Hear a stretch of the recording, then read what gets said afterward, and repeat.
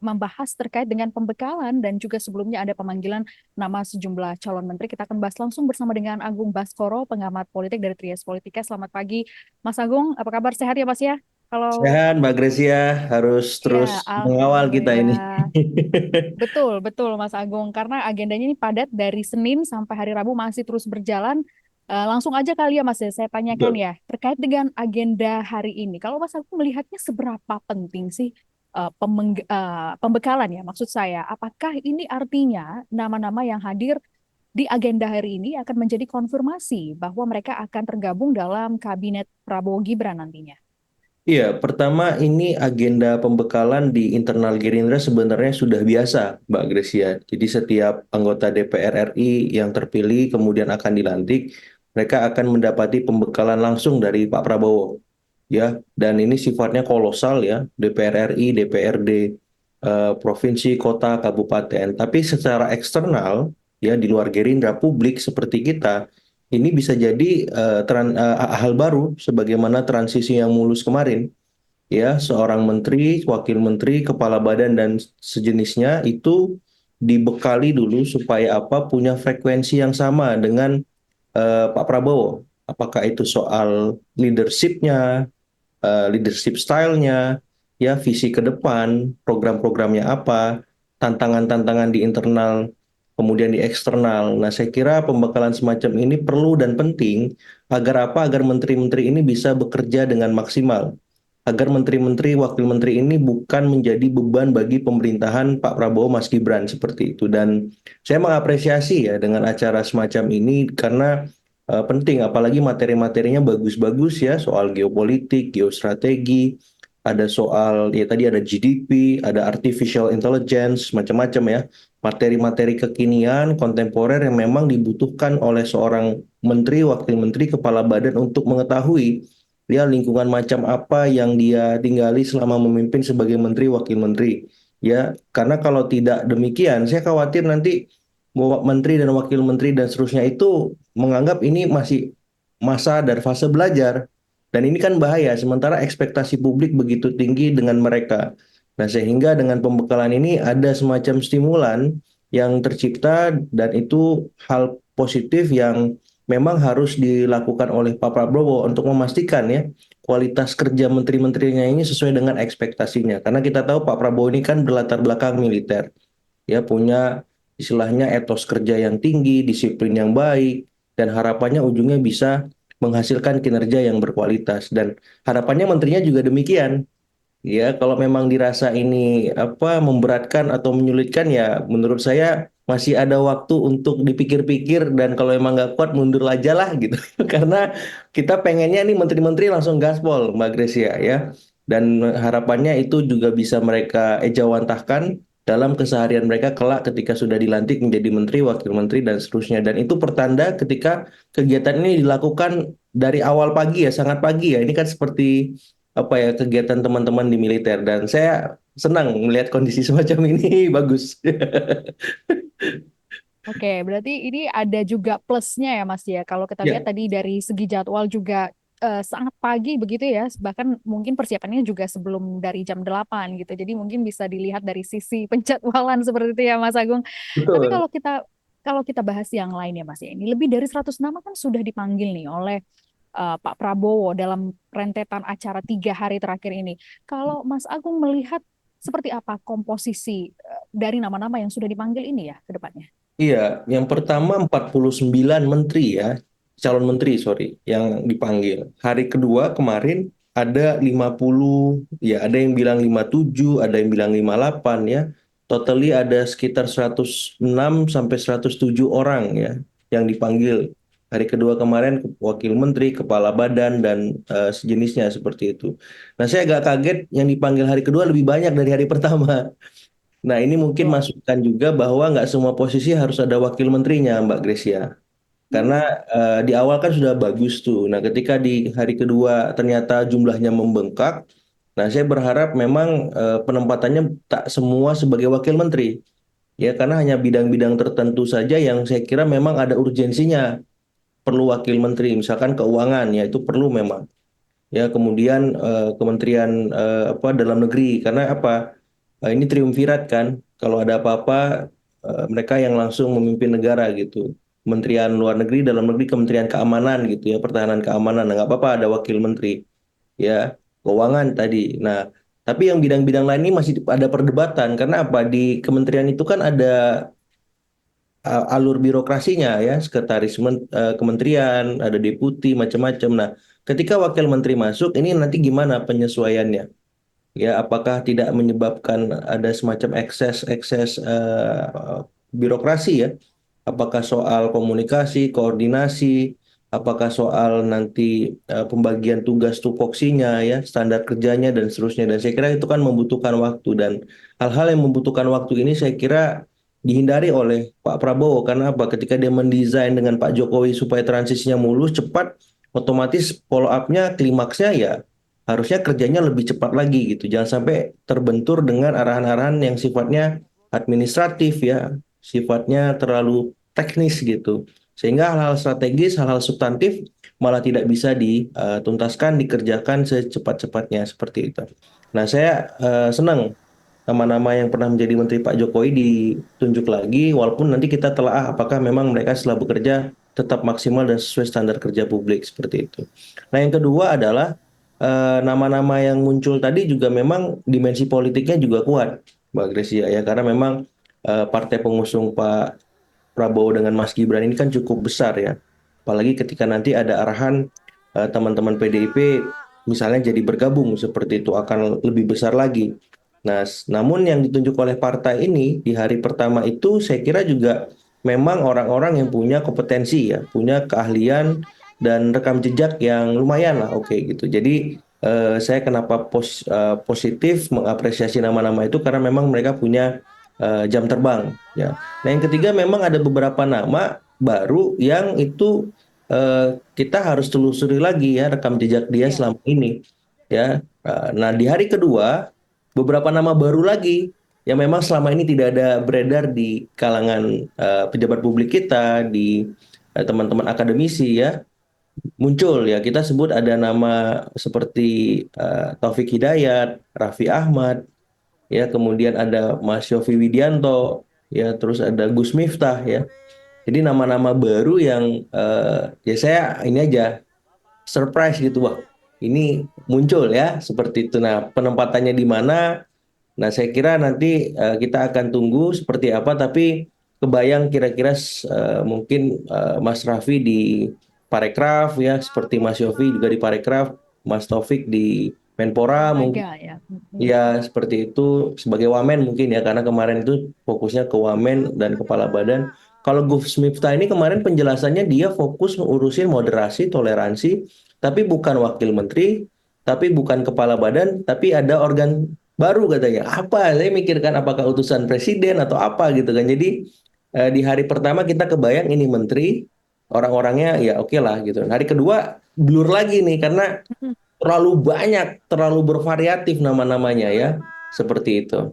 Oke, Mas Agung, tapi yang menarik nih, yang kemarin juga turut hadir dalam pemanggilan calon menteri ini adalah Ya, Pramono Anung dari PDIP. Kalau Mas Agung melihatnya, sinyal-sinyal apa ini Mas yang ingin disampaikan ke publik? iya, Mas Pram ini ya mengagetkan juga. Kok Ya, muncul kan lagi nyagup ya? betul. Mm-mm. Apa PDIP-nya terlibat gitu atau seperti apa? Tapi kemarin yang saya dapati dari teman-teman media, teman-teman di internal partai membawa pesan dari Ibu Mega untuk berkomunikasi secara intensif ya. Apakah ada arahan besok jadi ketemu atau seperti apa kita tunggu tapi saya kira pesan itu sampai diterima dengan baik oleh Pak Prabowo dan harapannya ini bisa berlanjut ya dengan pertemuan yang akan kita tunggu-tunggu sejak lama antara Ibu Mega dengan Pak Prabowo. Walaupun ya ketika Mas Pram datang kan berbagai prasangka mengemuka. Ini Mas Pram jadi menterinya Pak Prabowo atau wakil menteri atau apa kan seperti itu. Tapi ternyata membawa pesan dari Ibu Mega. Begitu Mbak Gracia. Oke.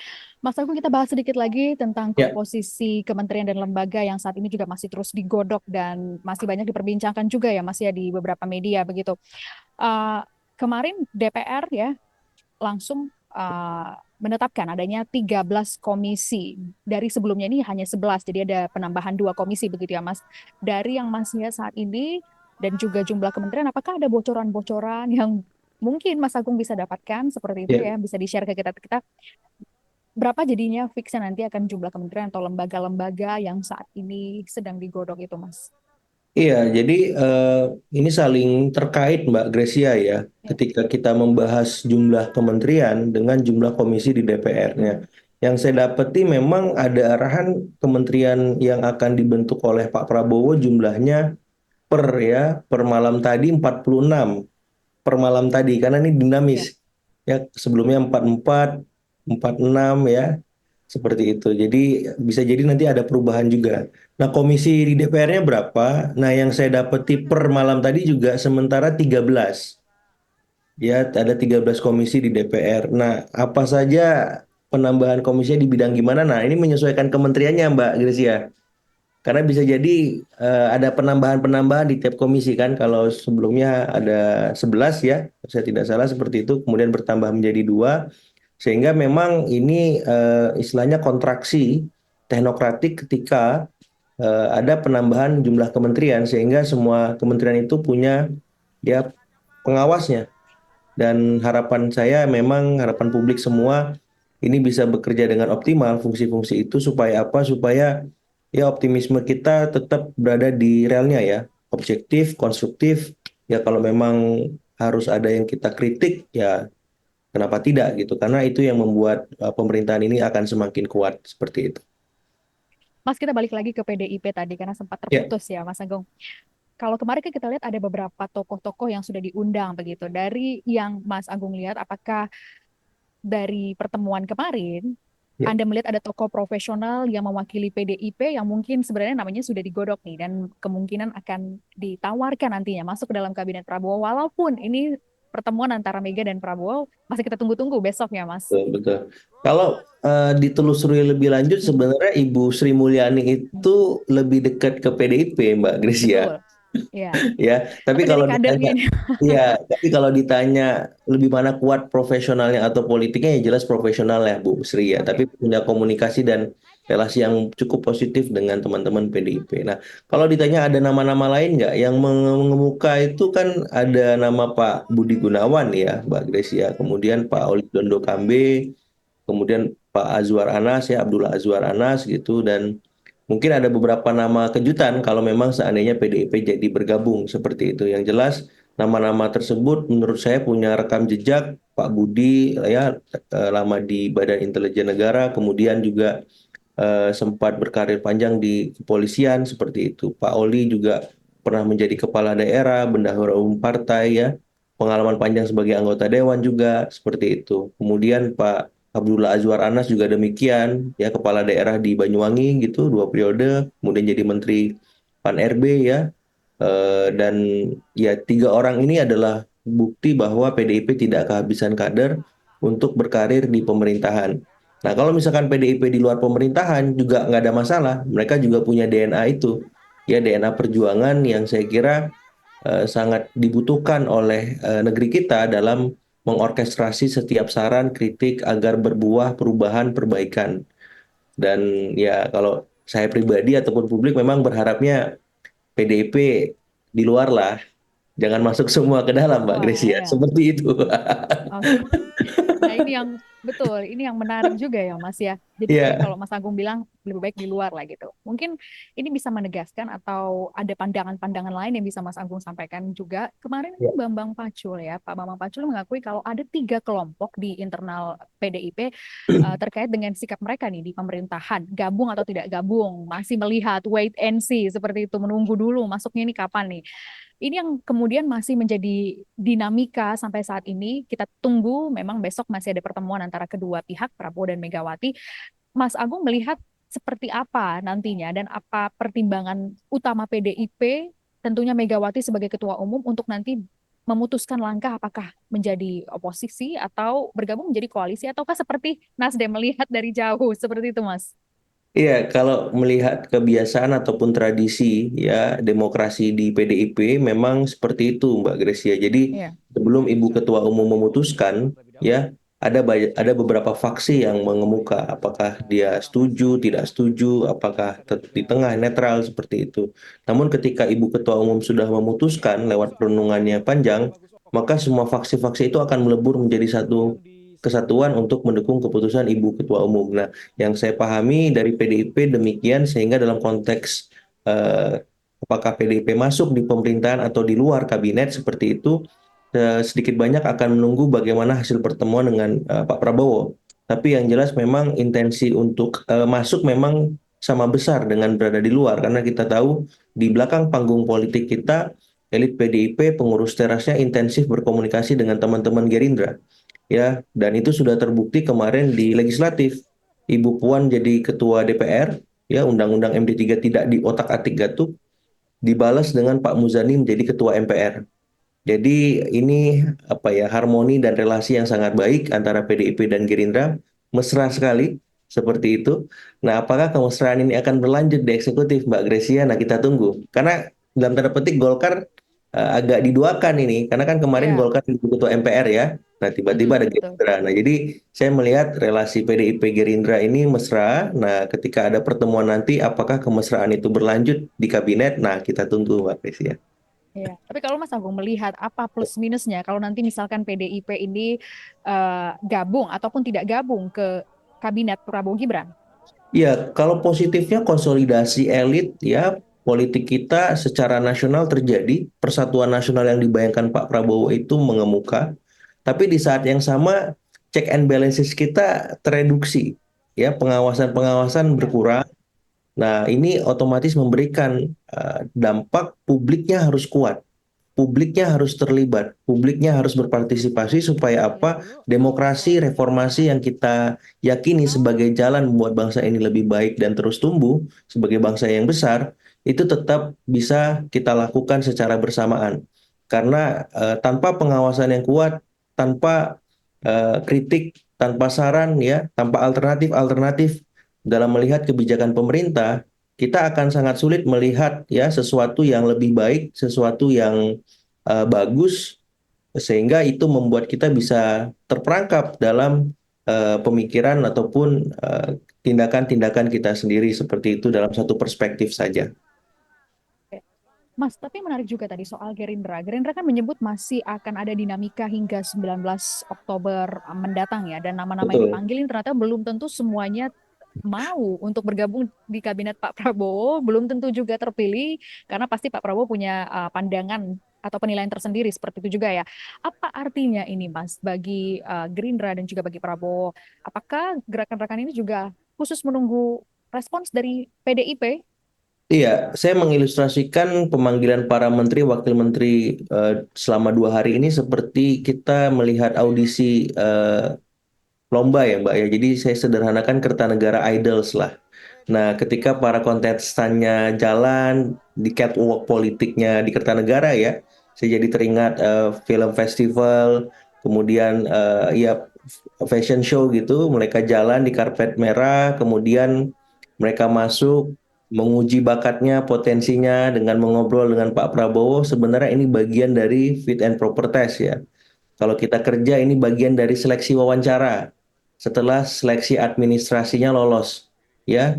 Apakah lewat from CV, ijazah, nah udah lolos nih. Kemarin kan ada fakta integritas, ada surat kesediaan yang ditandatangani. Nah, sudah lolos, masuk ke tahap wawancara. Nah, biasanya setelah tahap wawancara, kalau lolos lagi, ya, ada cek kesehatan biasanya. Cek kesehatan, background check yang lain, ya. Nah, semuanya ditelusuri apakah sudah sesuai, baru tahap terakhir interview lagi end user gitu ya, yang memang Ya. menggunakan jasa pekerja tersebut. Nah, kalau menteri ini dikumpulin tuh ketum-ketum partai koalisi, cocok nggak mereka, aman nggak orang ini gitu ya. Jadi prosesnya sebenarnya masih panjang. Jadi pesan saya kepada para menteri dan wakil menteri, jangan GR dulu ya bahwa Hmm. semuanya sudah selesai. Karena pernah kejadian di masa Pak Jokowi periode pertama, ada seorang calon menteri yang sudah memakai kemeja putih, celana bahan hitam, itu tidak jadi dilantik dalam hitungan menit. Begitupun di periode kedua ada seorang calon wakil presiden sudah memakai jas, masuk istana, nggak jadi dipilih. Jadi semuanya masih dinamis ya. Di masa Pak SBY setahu saya ada juga yang nggak lolos cek kesehatan. Jadi para calon menteri, para wakil menteri tetap humble, tetap membumi, tetap fokus ya dengan cita-cita dan arahannya untuk bangsa. Karena bisa jadi dipilih, bisa jadi tidak dilantik, bisa jadi semua hal masih terjadi karena ini politik. Dinamikanya cepat, semuanya bisa berubah dalam hitungan-hitungan detik dan menit seperti itu. Betul, betul, Mas. Saya masih ingat juga tadi ada nama-nama yang sebelumnya akan diumumkan menjadi tokoh tertentu, tapi ternyata tidak jadi. Ya, itu yang masih kita tentu, masih sangat dinamis. Ya. Bicara soal dinamis nih, Mas ya, semua masih dinamis, termasuk juga pertemuan antara Prabowo dan juga Megawati Soekarno Putri. Besok Mas Agung melihatnya ini bakalan jadi ketemu atau tidak. Lalu infonya kan besok adalah juga ulang tahun Pak Prabowo. Kejutan-kejutan apa nih mungkin yang akan bisa kita lihat dari analisa Mas Agus sendiri seperti apa? Mas Ya, Agung kalau sendiri seperti dari apa? pemilihan waktunya di ulang tahun Pak Prabowo, ya inginnya pertemuan itu berlangsung hangat ya, Mbak. Hangat, intim, dan substantif, bukan sebatas normatif. Nah, yang saya tunggu itu ada beberapa hal. Pertama adalah tempatnya di mana. Ini menentukan di tempat netral atau di Ketuku Umar atau di Hambalang atau di Kertanegara nih. Ya, tempatnya di mana nih? Karena dari tempat itu bisa mengukur bagaimana eh, cara Pak Prabowo ataupun cara Ibu Mega memperlakukan masing-masing pihak tempatnya. Yang kedua, berapa lama waktunya ketemu? Ya, biasanya kalau 1 jam normatif lah. Ya, kalau kencan itu kan harus di atas 1 jam biasanya. Ya, betul. Supaya hangat, intim, omongannya kemana-mana dalam. Ya, membahas Indonesia nggak cukup 1 jam kalau menurut saya kan. Harus lebih. Nah, kalau hanya 1 jam, berarti kemungkinannya PDIP bisa jadi di luar nih. Ataupun kalau lebih dari 2 jam, bisa di dalam, bisa di luar. Tapi kalau berjam-jam, Mbak Gracia sama teman-teman sampai capek nunggu keluarnya, nah ini tanda-tanda ini. Tanda-tanda Bisa akan jadi. masuk begitu ya, Mas. Iya. Nah, jadi tadi tempatnya, waktunya. Yang ketiga, yang paling penting itu sebenarnya ini pertemuan empat mata atau banyak mata. Nah, kalau didahului empat mata dan lama, ini menarik juga ini. Itu Intens membentuk ya, Mas. chemistry Jadi ya. sangat intimate ya. Ya, tapi kalau banyak mata, nah ada yang berkurang gitu kan. Jadi kita akan lihat hal teknis karena dalam politik hal semacam itu sama pentingnya dengan hal-hal substantif ya. Nah, Hmm. itu satu paket, satu kesatuan sehingga saat melihat pertemuan Pak Prabowo Ibu Mega, buat saya itu dulu yang penting tuh hal-hal teknis tadi. Nah, setelah itu baru bahas hal substantif. Nah, hal substantif ini kadang nggak disampaikan ke publik dalam press conference, Mbak Gracia. Ya, kita harus meraba-raba di ruang yang remang-remang ya. Kata ini, kata itu, kata siapa, kita kumpulin puzzle itu baru kita analisa kalau buat saya gitu. Tapi yang jelas pertemuannya akan sangat apa ya, hangat lah, hangat dulu. Kalau intim nanti setelah itu. Jadi hangat karena desain waktunya memang em, apa ya, mengapresiasi ya karena Pak Prabowo ulang tahun seperti itu dan saya kira awalannya sudah positif ya. Kalau kita lihat secara substantif tadi di parlemen kerjasama sudah terjadi antara PDIP, partai pemenang legislatif dengan Gerindra, partai pemenang Pilpres. Mbak Puan jadi ketua DPR, Pak Muzani ketua MPR, kemudian sekarang pertemuan di ulang tahun Pak Prabowo. Menurut saya ya ini sinyal-sinyalnya sangat positif Mbak Gracia. Jadi bahasanya juga pasti akan konstruktif, objektif, dan insya Allah untuk kebaikan bangsa kita lah ke depan. Seperti itu. Itu yang akan kita lihat dan nantikan esok ya, Mas Agung ya, apakah memang benar akan ada pertemuan atau enggak, karena memang masih dinamis. Nah, begitu. Saya lanjutkan kembali, ada yang menarik dari agenda hari ini adalah hadirnya wakil dari PDIP ya, Budi Gunawan. Mas Agung, tadi kita sempat membahas seperti apa ke depannya antara kedua pihak nih, Prabowo dan Megawati. Mas Agung melihat hadirnya Budi Gunawan ini sinyalnya apa ini? Sinyal PDIP merapat mengemuka, tapi memang tipis-tipis ya, Mbak. Karena Oke, Pak Budi Gunawan ini kan memang orang dekat Ibu Mega, tapi betul. dalam tanda petik tidak masuk dalam pengurus DPP ya, pengurus utama, Hmm. kader utama PDIP. Jadi ini mirip seperti saya lihatnya PKS ya, yang mengirimkan wakil nama calon menteri atas nama Profesor Yasserli ya, Yasserli kalau saya nggak salah. Nasdem misalkan tidak mengirimkan kadernya satupun, ya jadi ini semacam merapat ke kabinet, ke pemerintahan, tapi dalam derajat-derajat yang terbatas. Ya, jadi kalau misalkan ada kebijakan yang nggak populis, kemungkinan PDIP mengkritik tetap ada, tapi tipis-tipis lah gitu. Karena Pak Budi Gunawan ini memang konektor ataupun komunikator ulung PDIP ya pasca almarhum Pak Taufik Kemas wafat, kemudian Mas Pram nanti di Jakarta ya, seperti itu. Nah, Pak Budi inilah yang diharapkan bisa merajut komunikasi antara Ibu Mega dengan Pak Prabowo supaya tidak ada miskomunikasi ataupun arahan-arahan lain yang terganggu begitu, Mbak.